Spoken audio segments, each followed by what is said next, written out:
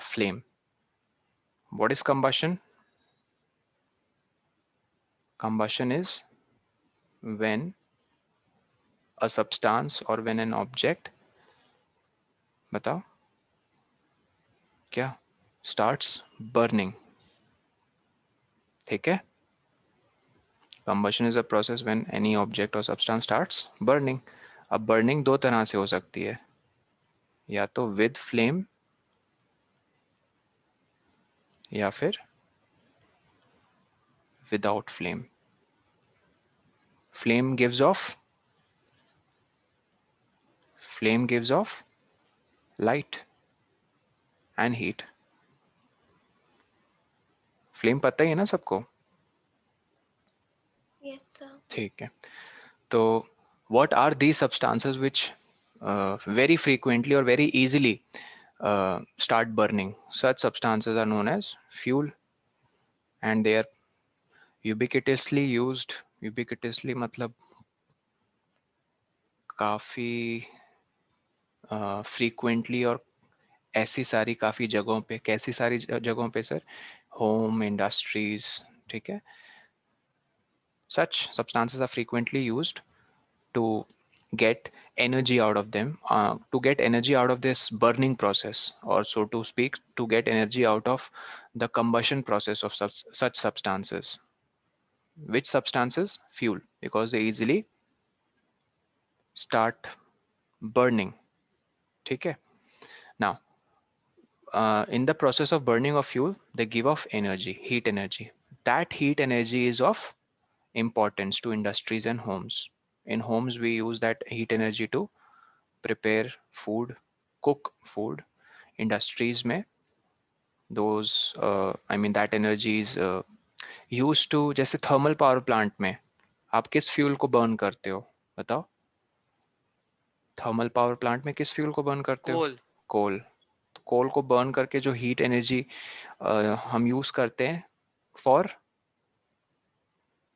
What is it's heat energy used for? क्या घुमाने के लिए, किस चीज को रोटेट करने के लिए? टरबाइन. उस बड़े से सेटअप को क्या कहते हैं? टरबाइन. टरबाइन के जब ब्लेड्स ऐसे ऐसे घूमते हैं तो उससे एक बहुत पतला सा एक शाफ्ट, बहुत पतला नहीं मतलब काफी मोटा सा एक स्टील का शाफ्ट, मतलब रॉड कनेक्टेड होता है जनरेटर से. तो वो शाफ्ट का एक एंड टरबाइन से कनेक्टेड है. टरबाइन ऐसे,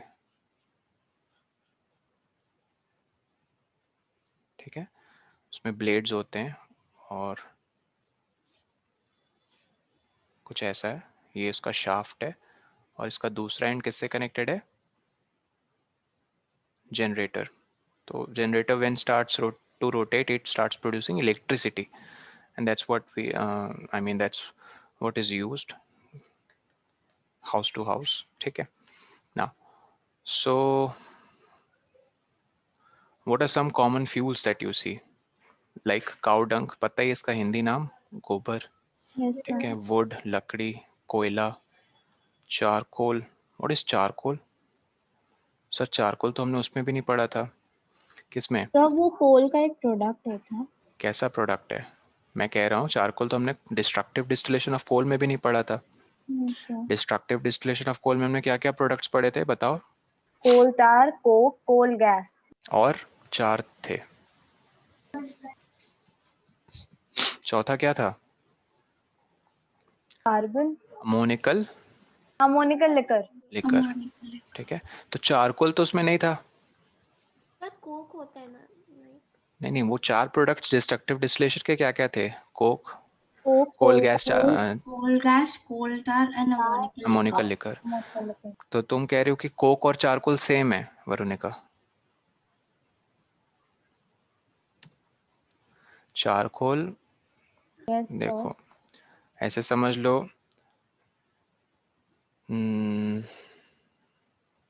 डिस्ट्रक्टिव डिस्टिलेशन में कोल को कैसे बर्न करते थे ये बताओ मुझे. इन द एब्सेंस या इन the presence of oxygen? In the absence of. ठीक है. तो हाँ, तो अगर तुम उसको इन the presence of oxygen burn करोगे और जो रिमेनिंग लेफ्ट ओवर जिसको रेसिड्यू कहते हैं वो है चारकोल.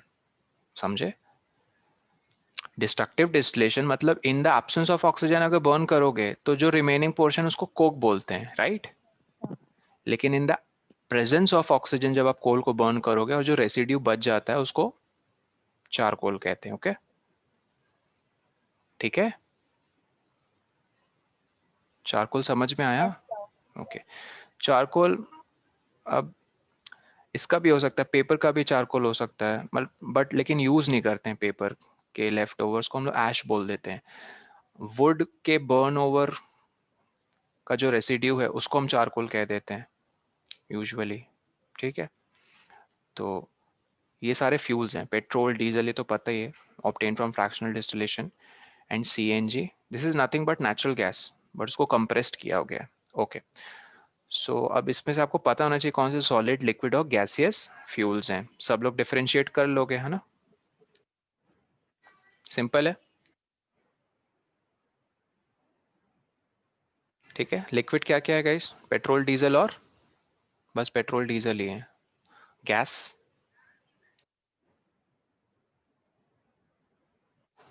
गैसियस क्या है बताओ? अरे बताओ, सब सो रहे हो क्या? CNG। हाँ, नेचुरल गैस। और काउ डंक, चारकोल और ये वुड, सॉलिड, सॉलिड फ्यूल। ठीक है, Yes, सॉलिड solid. फ्यूल्स। ना जैसे for example candle, candle is made up of wax, which wax? Paraffin wax, है ना? और वो ऑब्टेन होता है as a residue in the fractional distillation of petroleum. So जब कैंडल को हम बर्न होते हुए ध्यान से देखेंगे तो आप लोग, एक minute, just a minute,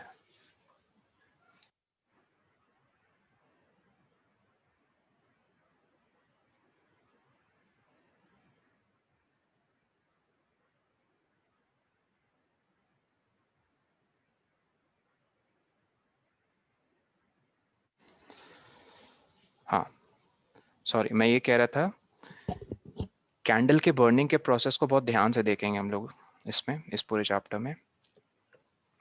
candle ये बना है वैक्स से, ठीक है? इस धागे को क्या कहते हैं गाइज? एनीवन जल्दी बताओ, इस थ्रेड को क्या कहते हैं?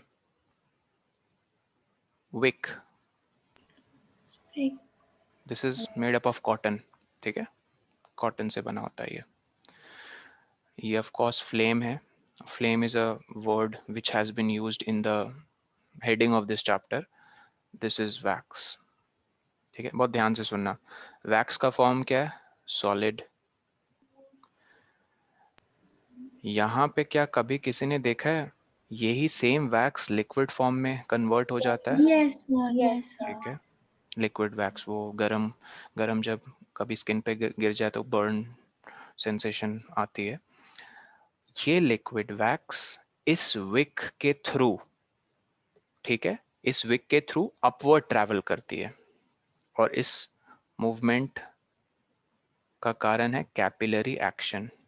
क्या है? capillary action. कैपिलरी एक्शन हम हर उस एक्शन को कहेंगे जब भी कोई लिक्विड कह लो या कोई गैस, तो इन शॉर्ट कोई भी लिक्विड और गैस का कलेक्टिव टर्म क्या है? फ्लूइड, ठीक है? Fluid. जब भी कोई फ्लूइड किसी एक नैरो क्रॉस सेक्शन से पास करे ऊपर, जैसे प्लांट्स में तुम्हें पता है रूट्स से मिनरल्स और वाटर्स अब्सॉर्ब होते Yes, हैं, sir. और to different parts of the plants, mostly leaves, ठीक है? वो वाटर जाता है जो कि फोटोसिंथेसिस में ज़रूरत एक रॉ मटेरियल की तरह यूज करते हैं। तो वो क्यों ऊपर की तरफ पानी खींचा चला जाता है? Due to capillary action. Capillary action है क्या? एक तरह से ऐसे समझ लो कि एक नैरो सा जो क्रॉस सेक्शन है जिसमें अपवर्ड ट्रैवल कर रहा है फ्लूइड, वो लिक्विड या गैस कुछ भी हो सकता है, ऐसा लगता है कि ऊपर सक्शन, ठीक है, सक्शन क्रिएट हो रहा है। सक्शन मतलब कोई चीज पुल कर रही है, एक पुलिंग फोर्स है, ठीक है? तो उसको कैपिलरी एक्शन कहते हैं। तो यहाँ विक से ये लिक्विड वैक्स जब ऊपर ट्रैवल करती है ना गाइस, इस पॉइंट पे जहाँ पे फ्लेम स्टार्ट हो रहा है, वेपराइज हो जाती है। क्या हो जाती है? वेपराइज। वेपराइज मतलब गैसियस स्टेट में कन्वर्ट हो जाती है वो वैक्स। ठीक है, तो इससे हमने एक बहुत इंपॉर्टेंट चीज सीखी कि जब भी कोई फ्यूल बर्न होगा वो हमेशा वेपराइज होकर बर्न होगा। बिना वेपराइज या बिना गैसियस स्टेट में आए उसकी कंबशन नहीं हो सकती है। ये चीज याद रखना। तुम्हें दिखता है कि कोयला जल रहा है, बट एक्चुअली में वो कोल पहले वेपराइज होता है। आफ्टर इट गेट्स वेपराइज्ड या फिर after it gets into gaseous state, then only it what burns or undergoes combustion. Is this clear? ये चीज क्लियर है सबको? Yes, sir. ठीक, तो मैं ये कह रहा था, हाँ, और जरूरी नहीं है, याद रखना कंबशन विद फ्लेम ही हो। इस केस में फ्लेम आपको दिख रहा है which is giving off light and heat, but coal without flame, ठीक है, बर्न होता है। अगर किसी ने देखा है कोल जलते हुए, लाल लाल हो जाता है बिल्कुल। शुरू शुरू में तो फ्लेम देता है इनिशियल प्रोसेस में, क्यों देता है उसका एक अलग रीजन है, बट Yes, sir. जब थोड़ी देर बीत जाए तो वो लाल लाल एकदम रेड हॉट बॉल्स की तरह एकदम ग्लो करता रहता है without giving any flame. That's how coal is burn. ठीक है, तो similarly you will find other materials burning without a flame. अच्छा, ये यहाँ पे क्या कह रहे थे कि what is the difference between burning of a candle and burning of a fuel like coal? Clear है? One gives off flame, another does not gives Does off. not give the flame. तो वो कह रहे हैं other materials भी बहुत हैं present जो बर्न होते हैं without giving of any flame. Okay, now let us study the chemical process of burning. What is the chemistry behind this burning? Okay, and the types of flame. Types of flame में हम पढ़ेंगे luminous, The non luminous and luminous, ठीक है, ये सारे आगे देखते हैं क्या। तो combustion प्रोसेस को पहले समझने के लिए class, I think acid based salt chapter में भी आपने मैग्नीशियम रिबन के बर्निंग yes, sir. के बारे में सुना होगा, मैंने क्लास में बताया होगा। मैग्नीशियम रिबन, ठीक है, प्योर मैग्नीशियम से बना हुआ है। इसका एटॉमिक नंबर याद है किसी को? ठीक है, किसी ने नहीं याद किया कर लो, इसको हल्के में मत लो। हाँ, 10 तक काम आएगा ये। 12 है इसका एटॉमिक नंबर।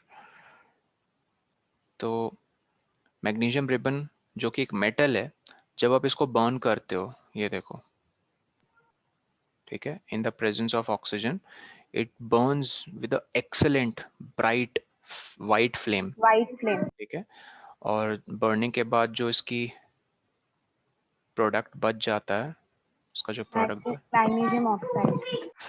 ठीक है, वो मैग्नीशियम ऑक्साइड होता है। एंड इसमें देखो बोलना क्या चाह रहे हैं कि उस बर्निंग के चलते हीट एंड लाइट निकली। सिमिलर एक्टिविटीज आप ठीक है पीस ऑफ चारकोल के साथ भी कर सकते हो। And hold the piece with a pair of tongs. Tong समझते हो? चिमटे को कहते हैं, जैसे रोटी नहीं, Yes, sir. Yes. उल्टा उल्टा आई मीन वो करते हैं। And bring it near the flame of a candle और a Bunsen burner. So what do you observe? We find that charcoal burns in air. We know that coal too burns in air, producing carbon dioxide, heat and light. Okay. Basic वो burning बता रहे हैं कि burning में आपको क्या chemistry, ये जो इन्होंने यहाँ पे वर्ड यूज किया ना, क्या केमिकल प्रोसेस देखने को मिल रहा है? सर सिंपली एक केमिकल चेंज। क्लास 6 से पढ़ते आ रहे हो, केमिकल चेंज इरिवर्सिबल है नेचर में, और केमिकल चेंज मोस्टली इरिवर्सिबल होते हैं। और आप क्या कहते हो? New substances are formed, right?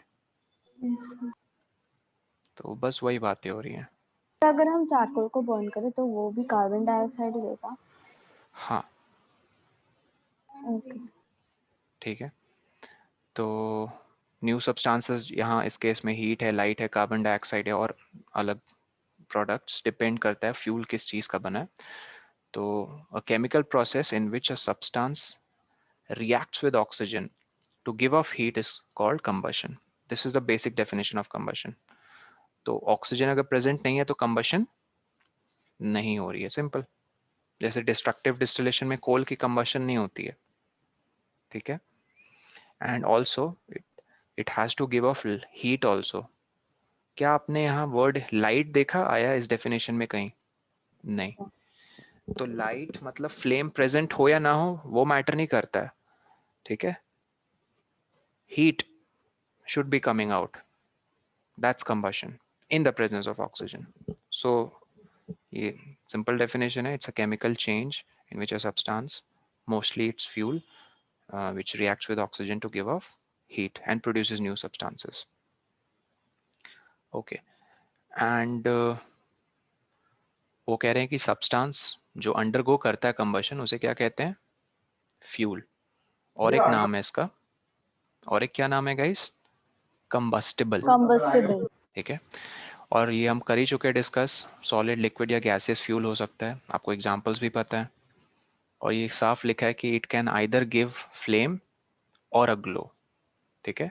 Flame मतलब समझ जाओ जैसे कैंडल फ्लेम है. फ्लेम और ग्लो एक ही चीज नहीं, ग्लो मतलब बस एक लाइट की चमक. ठीक है. लाइट आउटपुट मिलेगा but not in a flame form. तो glow is just without flame. ठीक है. जैसे कोल ग्लो करता है when it is undergoing combustion, it doesn't gives off flame. ठीक. सो हाँ, वो ये कह रहे थे कम मैग्नीशियम रिबन और चारकोल के केस में कंबस्टिबल क्या था? कंबस्टिबल सब्सटेंस या फिर इसको फ्यूल भी कहते हैं, वही थे मैग्नीशियम और चारकोल ना. अच्छा, ये फिर वही क्लास 6 वाला एग्जांपल है. अच्छा 7 वो कह रहे हैं कि आप जब फूड डाइजेस्ट करते हो तो क्या वो कंबशन है? क्या breaking down of food in the presence of oxygen होता है? और पेट आपका थोड़ा सा गर्म भी मतलब हल्का वार्म हो जाता है पेट, पता है, जब डाइजेशन प्रोसेस होता है. तो क्या ये है कंबशन? बिल्कुल है सर. ठीक है. But this is a slow combustion. तो हम पढ़ेंगे ना जब टाइप्स ऑफ कंबशन, तो उसमें डाइजेशन है, हम एग्जांपल देंगे फॉर स्लो कंबशन. तो याद रखना कंबशन की डेफिनेशन में ही उसकी कंडीशंस छिपी हुई हैं. क्या कंडीशंस हैं गाइस कंबशन होने के लिए?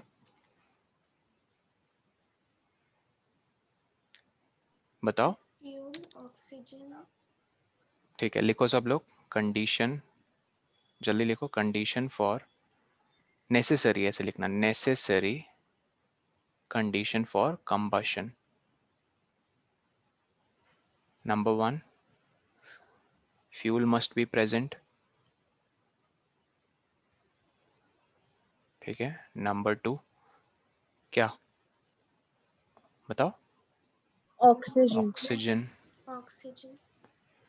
must be present. Number 3, ignition temperature. must be achieved. बताता हूँ इग्निशन टेम्परेचर क्या है. Set least temperature in which a substance starts combusting. Starts burning. Ignition temperature must be reached. बस ये 3 नेसेसरी कंडीशंस होती हैं कंबशन के लिए. इनमें से एक भी मिसिंग है तो कंबशन नहीं हो सकती. ठीक है. नहीं हो सकता.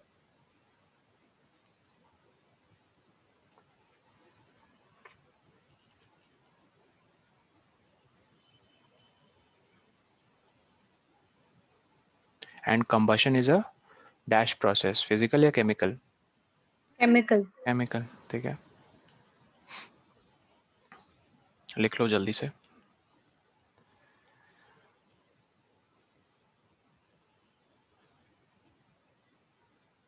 देख लिया. सडान. ओके. बाकी लोग शाश्वत, वरुण, समृद्धि, ट्यूलिप. अच्छा ट्यूलिप ने लिख लिया. सर लिख लो. Sir done. लिख लिया. Okay. Saanvi, Aditya. Okay. Aadi, Aditya, Krishiv. Yes sir. लिख लिया. Yes sir. ओके. ना ये एक बहुत सिंपल सी एक्टिविटी, आई होप तुम लोग समझ जाओगे. इन्होंने एक ग्लास इन्वर्ट करके रख दिया है बर्निंग कैंडल के अराउंड, और थोड़ी देर बाद ये क्यों कैंडल ऑफ हो गई? बताओ क्या Because reason? there was no presence of oxygen in container. No presence of oxygen. So oxygen present. oxygen. हाँ मलिक, Absent. नहीं एब्सेंस ऑफ ऑक्सीजन ऐसे क्यों कह रहे हो? मलिका कुछ So कह रही there है। was no oxygen present in that container. Sir मैं कंटेनर तो वही है। इसमें ऑक्सीजन नहीं थी इसलिए वो फ्लेम उसका बंद हो गया, मतलब वो कैंडल। अरे कंटेनर तो वही था। Oxygen has been used. Sir container हाँ तो वही था लेकिन ऑक्सीजन नहीं थी ना। तो आप ऐसे नहीं बोलो, ऐसे बोलो ना, oxygen has been used up. Yes The oxygen was used up by the burning of the candle. So a point came when further no oxygen could support the combustion. Hence, जब support ही नहीं हो पा रही combustion तो hence the candle lit off. Lit off. That's it. तो आपको ये word use करना है, the oxygen got used up. ठीक है? Clear? Yes sir. ठीक।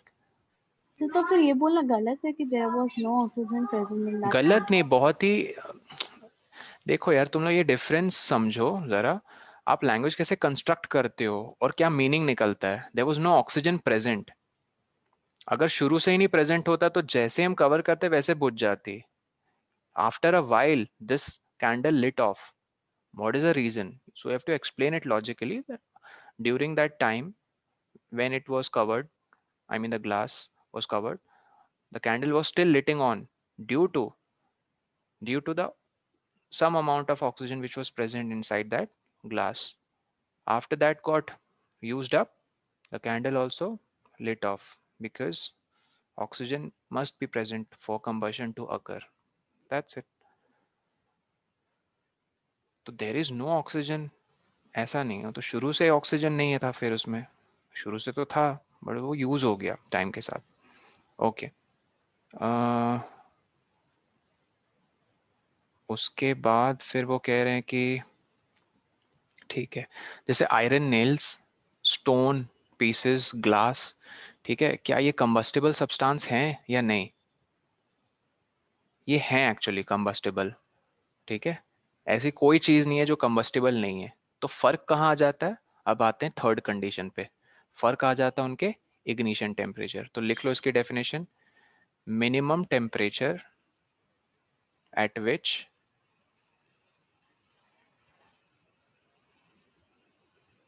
a fuel starts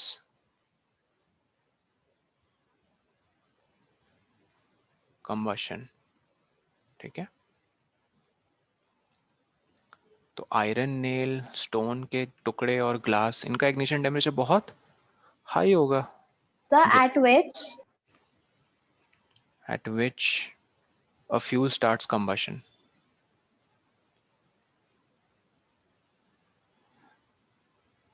या फिर a fuel starts to burn भी बोल सकते हो। ठीक है,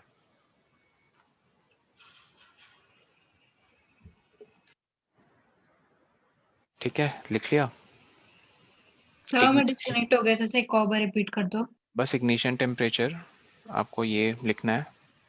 और मैं ये कह रहा हूँ कि सारे मटेरियल्स का, यूनिवर्स के जितने भी मटेरियल्स प्रेजेंट है, सबका इग्निशन टेम्परेचर होता है। तो मिनिमम टेम्परेचर की वैल्यू जब वो कंबशन करना शुरू कर देते हैं, उस टेम्परेचर को इग्निशन टेम्परेचर कहते हैं। ठीक है, इनफैक्ट पानी में भी आग लगती है, कभी किसी ने सुना है या देखा है? yes sir. हाँ, मैंने एक बार देखा था, पानी में आग लग गई थी। सर कैसे? वो लाइटनिंग स्ट्राइक हुई थी जब सीधा एक, ठीक है, लेक थी, उसके सरफेस पे आग लग गई थी और पानी लिटरली जल रहा था, क्योंकि वो फ्रैक्शन ऑफ सेकेंड्स के लिए वो लाइटनिंग में जो एनर्जी थी उसने, मतलब वो जिसके साथ भी कांटेक्ट में आई, जो भी वाटर मॉलिक्यूल सरफेस में थे उनके साथ कांटेक्ट में आने के चलते वो मॉलिक्यूल्स का इग्निशन टेम्परेचर अचीव हो गया और वो जलने लग गए। ठीक है, हाँ, यूजुअली हम ये कहते हैं कि पानी के पास तो सर फ्लेम को बुझाने की कैपेबिलिटी होती है, बट ऐसा नहीं है। यूजुअली होता है, वो इसलिए होता है क्योंकि वाटर का इग्निशन टेम्परेचर बहुत हाई है, बहुत बहुत हाई है। ठीक है, इनफैक्ट मैं तुम लोग को कुछ वैल्यूज भी दिखा देता हूँ। इग्निशन टेम्परेचर समझ रहे हो सब लोग? Yes sir. पक्का?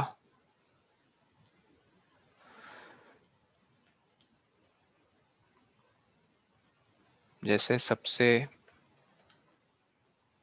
मतलब अच्छा फ्यूल है ये, काफी लाइट गैस है, बट स्टिल तुम देखो एक चीज, एक मिनट, ये ऑटो इग्निशन है, अच्छा ऑटो सेल्फ, ओके ठीक है, 585 डिग्री सेल्सियस, ठीक है, तुम अराउंड चलो 550 मान लो, कितना है, बहुत हाई है 550 भी। तो इस टेम्परेचर पे कौन, किसकी बर्निंग शुरू हो जाती है, हाइड्रोजन, ठीक है, अरे सुन रहे हो, Yes, Yes, sir. sir. और अगर तुम इग्निशन टेम्परेचर ऑफ मान लो ग्लास देखो, अच्छा ऐसी वैल्यू तो देंगे नहीं, पहले वो मेल्ट होगा, मेल्ट होने के बाद वो गैस बनेगा, क्योंकि कंबशन होने के लिए बताओ फ्यूल को किस स्टेट में आना पहले पड़ेगा, solid state, liquid gas, liquid state या gas state, liquid, gas state. Gas gas अभी तो सॉरी। कैंडल के एग्जांपल से वही समझाया कि वैक्स पहले, ठीक है, सॉलिड फॉर्म में होती है, फिर वो जो हिस्सा है, ये वाला हिस्सा कैंडल का, यहाँ पे लिक्विड स्टेट में आपको थोड़ी थोड़ी दिखेगी वैक्स, फिर वो कैपिलरी एक्शन के चलते ऊपर जाती है विक के थ्रू, और इस पॉइंट पे एक ऐसा पॉइंट होता है यहाँ पे जब वो वेपराइज हो जाती है, मतलब गैस स्टेट में आ जाती है, फिर ठीक है वो बर्न होता है, मतलब कंबशन उसकी होती है, ठीक है। और सबको पता है ना वैक्स एक कैसा प्रोडक्ट है, हाइड्रोकार्बन, क्योंकि क्रूड ऑयल या फिर पेट्रोलियम कह लो, इसी की फ्रैक्शनल डिस्टिलेशन के चलते बना ना वैक्स, पैराफिन वैक्स। यस और सर। क्रूड ऑयल है क्या, क्रूड ऑयल है एक हाइड्रोकार्बन, हाइड्रोकार्बन मतलब a mixture of carbon and hydrogen compounds, I mean sorry not compounds, mixture of various hydro hydrogen and carbon only containing compounds, और कुछ नहीं होता है उसमें, ऑक्सीजन सल्फर वगैरह ये सब नहीं, ठीक है, मोस्टली हाइड्रोकार्बन से बने रहते हैं। तो जब भी हाइड्रोकार्बन्स बर्न होंगे ना, याद रखना वो मोस्टली वाटर, CO2 ये सब इवॉल्व करते हैं। सर वाटर, हाँ वाटर भी वो एज अ बाई प्रोडक्ट देते हैं, बट CO2 जैसे कि पता है ग्रीन हाउस गैस, ये भी वो इवॉल्व करते हैं। तो कार्बन कंटेनिंग जो भी चीज़ें हैं याद रखो, ऐसे हम पहचानते हैं, कोई मीटियोर आ रहा है ऊपर से, मतलब एंटर कर गया एटमॉस्फेयर ऑफ अर्थ में, येलो फ्लेम से जल रहा है, तो पक्का समझ लो उसमें ढेर सारा कार्बन भरा हुआ है, क्योंकि कार्बन इस कलर में ग्लो होता है। अगर ब्लू फ्लेम है तो ब्लू फ्लेम में एक अलग तरह का फिर मटेरियल, रेड फ्लेम है तो फिर this is how we detect कि उस पर्टिकुलर मीटियोर में ज्यादा परसेंटेज ऑफ क्या एलिमेंट प्रेजेंट है।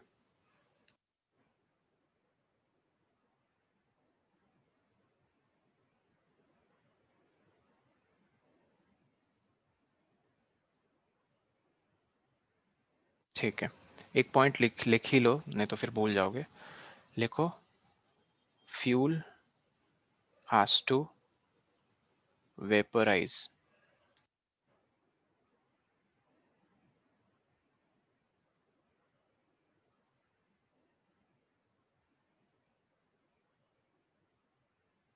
Sir done. For combustion to occur, ठीक है।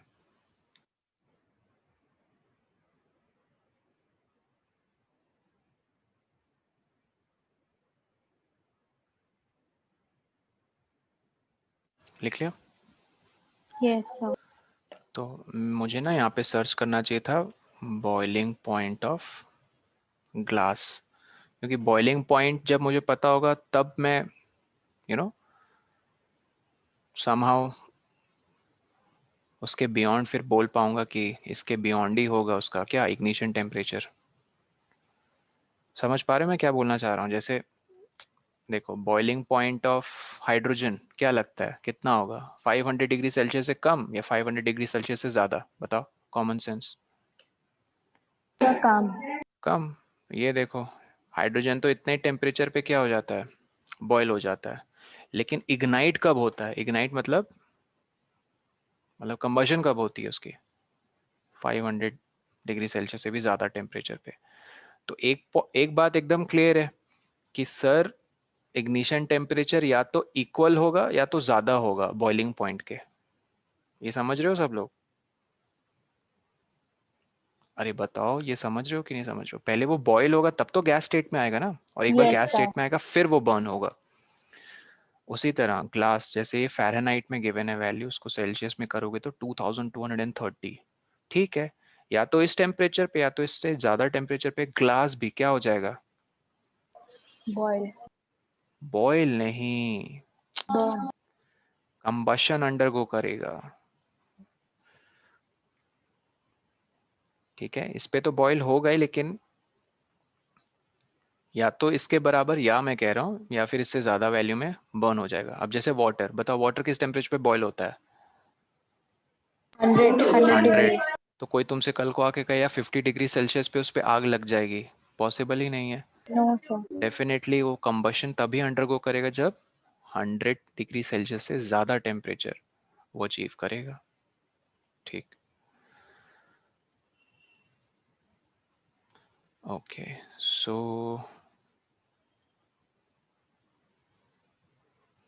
ठीक है, ये जो चीज़ इन्होंने बोली हुई है ना, ये जो भी थ्योरी समझा रहे हैं, और प्लस ये स्मोक वगैरह को लेकर कि स्मोक क्यों निकलती है, तो एक स्कूल में पूछ लिया था स्मोक इसलिए निकलती है ड्यू टू इनसफिशिएंट सप्लाई कह लो, या फिर प्रेजेंस कह लो, किसका? Of oxygen. ठीक है, एक वुड फ्लेम के साथ बर्न हो रही है और एक वुड स्मोक के साथ बर्न हो रही है, तो समझ जाओ स्मोक के साथ बर्न हो रही है मतलब काफी कम मात्रा में उसको ऑक्सीजन मिल रहा है। अगर Absence of oxygen. एब्सेंस नहीं, इनसफिशिएंट या फिर insufficient supply, Very less amount of oxygen. और मैंने प्रेजेंस क्यों लिखा है, एक मिनट, ड्यू टू इनसफिशिएंट, हाँ सॉरी, इसको करेक्ट कर लो, ड्यू टू इनसफिशिएंट सप्लाई और quite less presence of oxygen. ठीक है,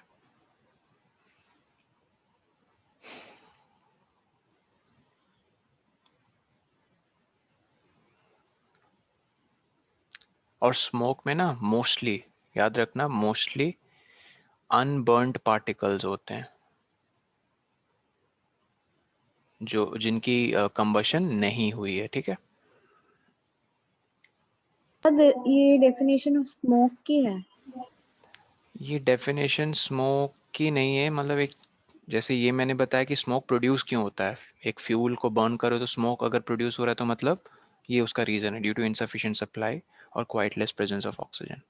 और स्मोक क्या कंटेन करती है, तो डेफिनेशन नहीं है ये।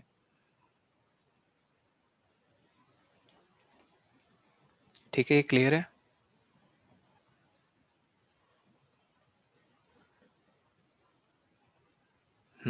लिख लिया सबने? Okay.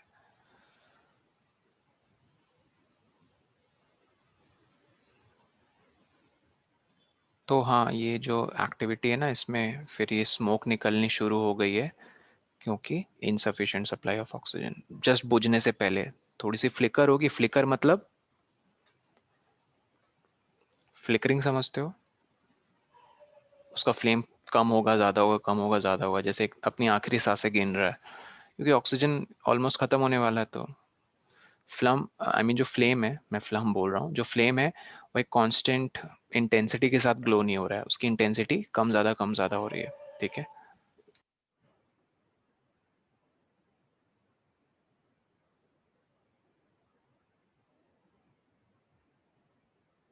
okay, moving on. So we have read that okay, sun produces its own heat and light, and it is also some kind of combustion, of course. तुम्हें नाम भी पता है इस combustion का, बताओ, हमने स्टार सोलर सिस्टम में पढ़ा था। Sir nuclear fusion. फ्यूजन, ठीक है, फ्यूजन, न्यूक्लियर फ्यूजन और न्यूक्लियर फिजन। ठीक है, ये दो टाइप्स होते हैं किसके, ये देखो, न्यूक्लियर रिएक्शंस के। ठीक है, तो nuclear fission is fusion is a type of combustion. Okay, moving on.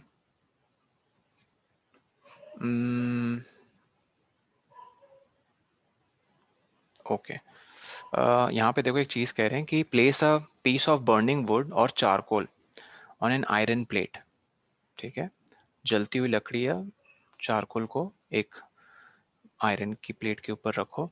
Cover it with a glass jar और अ टम्बलर और a transparent plastic jar. So observe क्या होता है, ऑब्जर्व करेंगे कि does charcoal stop burning after some time, yes या no? बोलो. Cover कर दिया उसको, थोड़ी देर बाद बर्निंग Won't उसकी. stop. Yes, Sir, it will stop. Stop. Can you think of reason? जल्दी बताओ, जो कैंडल के साथ हुआ था ऊपर. तो ऑक्सीजन प्रेजेंट नहीं है, अब फिर लेस वही अमाउंट. बात, फिर वही बात. Sir, as the oxygen will be used up. Gets used up inside the covered transparent plastic jar or tumbler. ठीक है, so condition for combustion is no longer being fulfilled, hence it will stop burning. Stop burning. Okay, फिर कह रहे हैं, अच्छा ये picture में बता रहे हैं कि forest fires usually during extreme heat of summers occur होती है फॉरेस्ट फायर्स. और ये क्यों होती है? फ्रिक्शन हो जाता है बेसिकली. So because ठीक है, trees are rubbed together due to action of wind and due to friction. Due to friction and very soon. और ये भी एक रीजन, और दूसरा और एक रीजन है कि जो ड्राई ग्रास होता है ना, ये बहुत ही एक्सेलेंट फ्यूल होता है, बहुत ही एक्सेलेंट फ्यूल होता है. हल्के से हाई टेम्परेचर्स में इजीली काफी इजीली फायर कैच कर लेता है. और एक बार इसे फायर लगती है तो फिर उसके ऊपर भी जो चीजें रखी हैं वो भी जलना शुरू हो जाती हैं, क्योंकि वो इसकी बर्निंग के चलते, ड्राई ग्रास की बर्निंग के चलते उन वुड्स या छोटे ट्विग्स कह लो, उनका इग्निशन टेम्परेचर अचीव हो जाता है. And that's how the fire spreads across the forest. Okay, तो शुरुआत कहाँ से हुई? मोस्टली आप कह सकते हो ड्राई ग्रास. ठीक है, विच कैचेस फायर फर्स्ट. ठीक है, ओके, नेक्स्ट.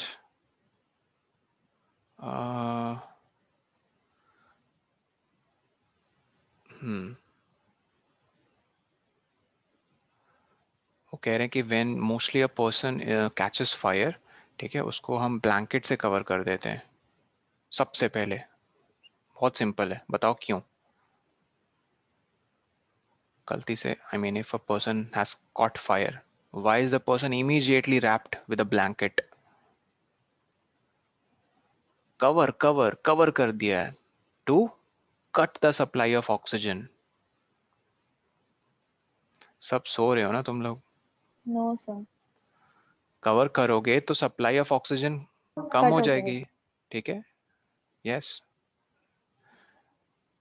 तो जिसके पर चलते, इतनी ज्यादा तो कट नहीं होगी, तो मतलब अरे थोड़ी बहुत बर्निंग पहले कवर करते ही काफी अमाउंट ऑफ बर्निंग पहले रिड्यूस हो जाएगी, और फिर वो बहुत कम टाइम में कंप्लीटली,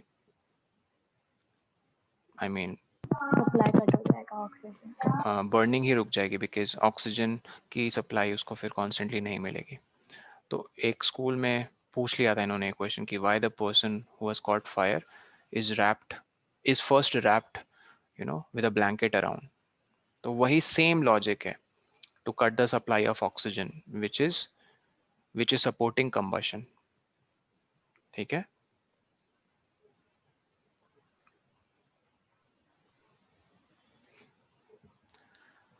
ओके. नेक्स्ट है, does a matchstick burn by itself? Of course No no. sir. And you must have had experience to burning a piece of paper. Does it burn when a burning matchstick is brought near it? Of course, yes.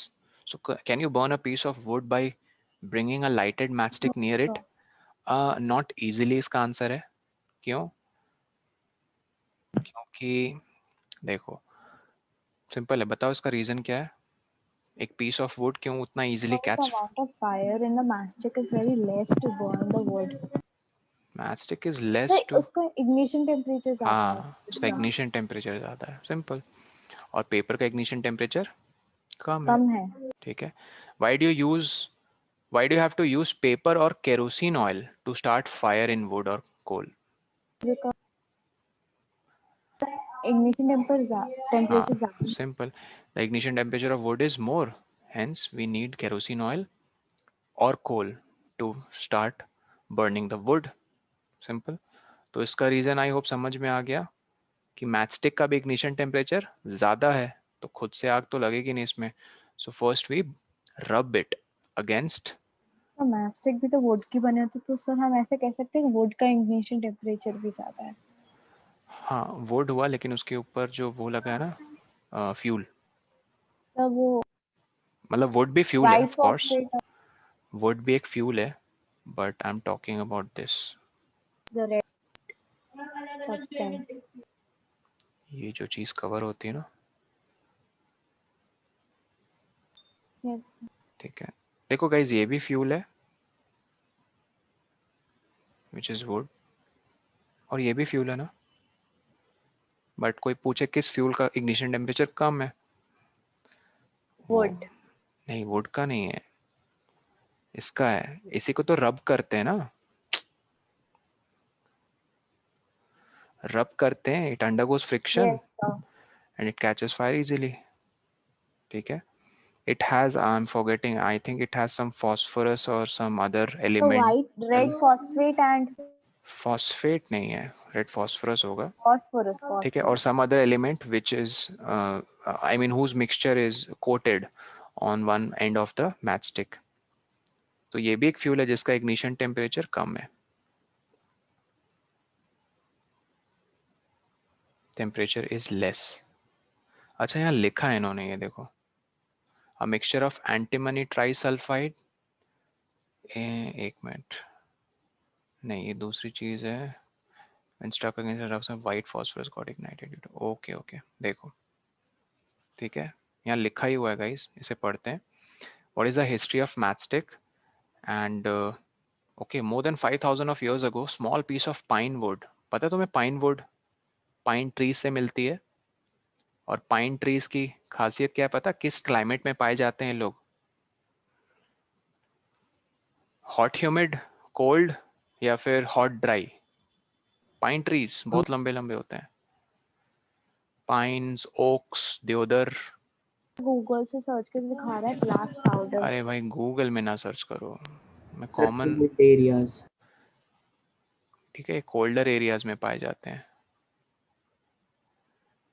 Okay, so pine would को इन्होंने sulphur में dip किया था and were used as matchstick in ancient Egypt. अच्छा, बहुत पहले, मतलब around 5,000 years ago.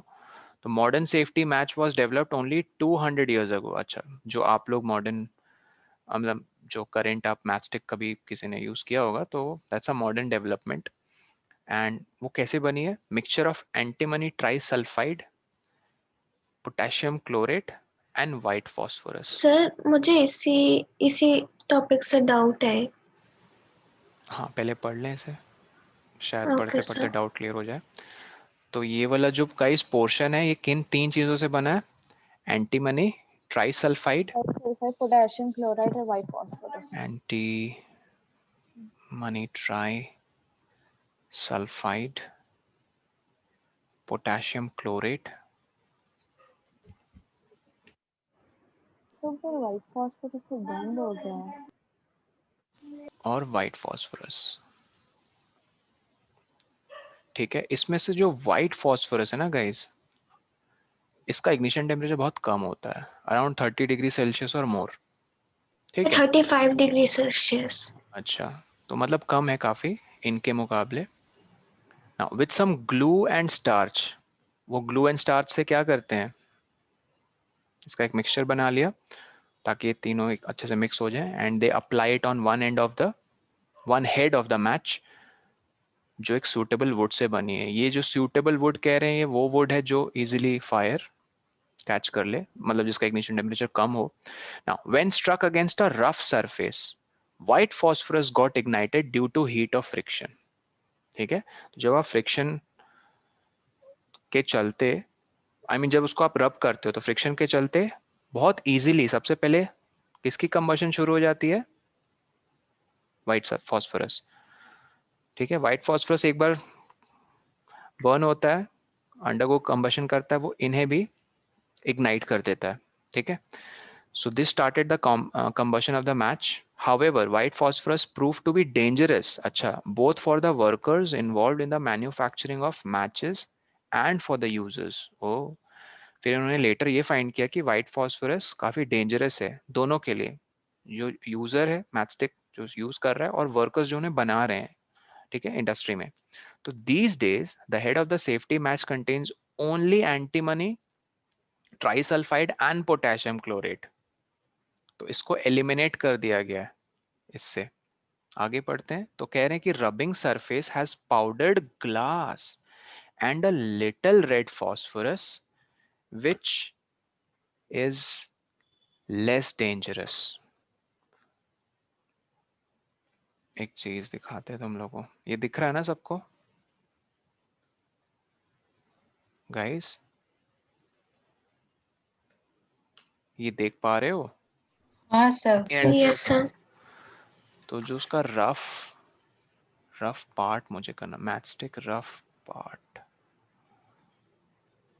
ये तो कार्स क्यों आ रही हैं? एक मिनट। सर मैच स्टिक में मैच बॉक्स रफ साइड का या फेस? हाँ, रफ फेस।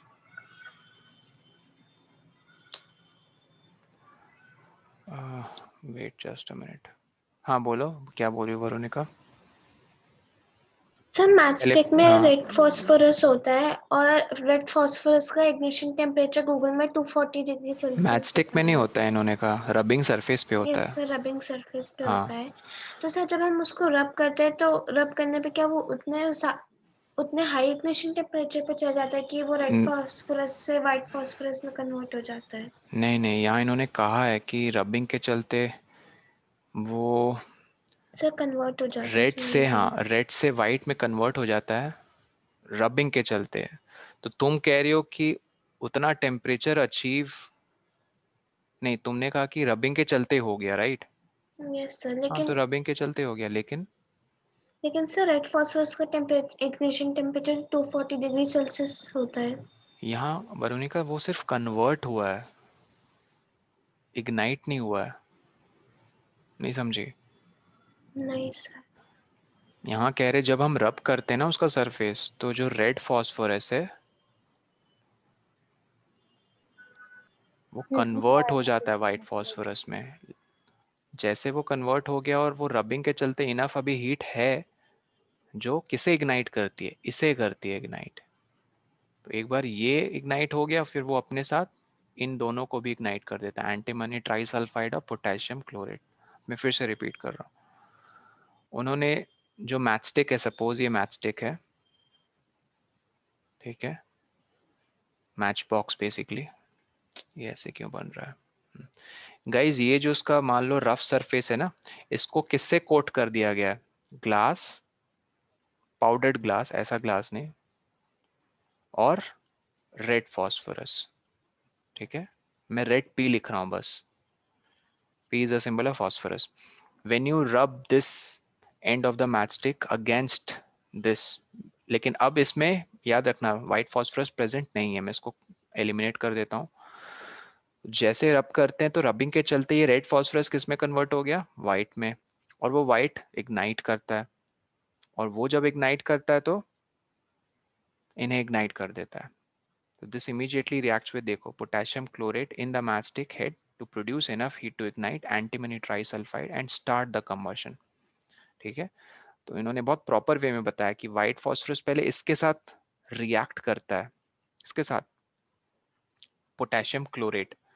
जब वो इसके साथ रिएक्ट करता है तब वो इनफ हीट जनरेट करता है, और केमिकल रिएक्शंस होते हैं एंडोथर्मिक और एक्सोथर्मिक नेचर में, एवरी केमिकल रिएक्शन। ठीक है, एक्सोथर्मिक उन्हें कहते हैं जो रिएक्शंस हीट गिव ऑफ करते हैं,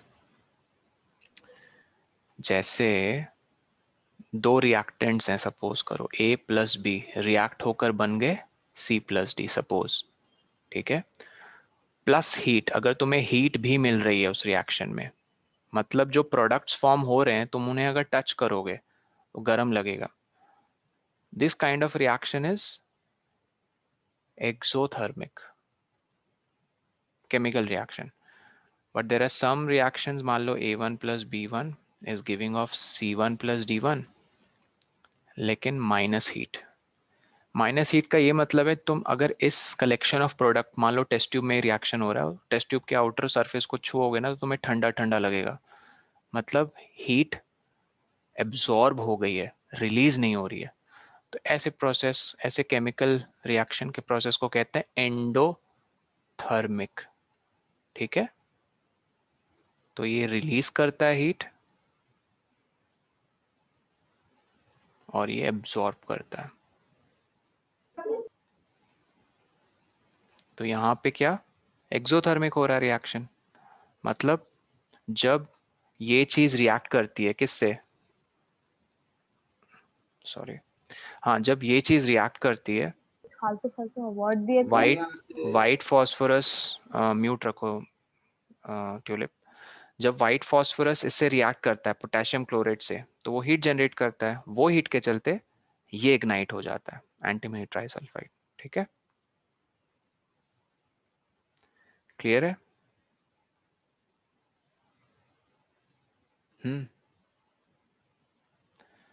वरुणिका क्लियर है? Yes sir. Yes sir. Okay, चलो आज के लिए इतना ही रहने देते हैं। तो आपका रीडिंग पार्ट क्या है शुरू से लेकर यहाँ तक? कहाँ था? एक्टिविटी 6.4 के ऊपर तक, ठीक है। Okay So sir. I'll see you in the next class. Bye sir. Bye bye. Thank you sir, bye sir.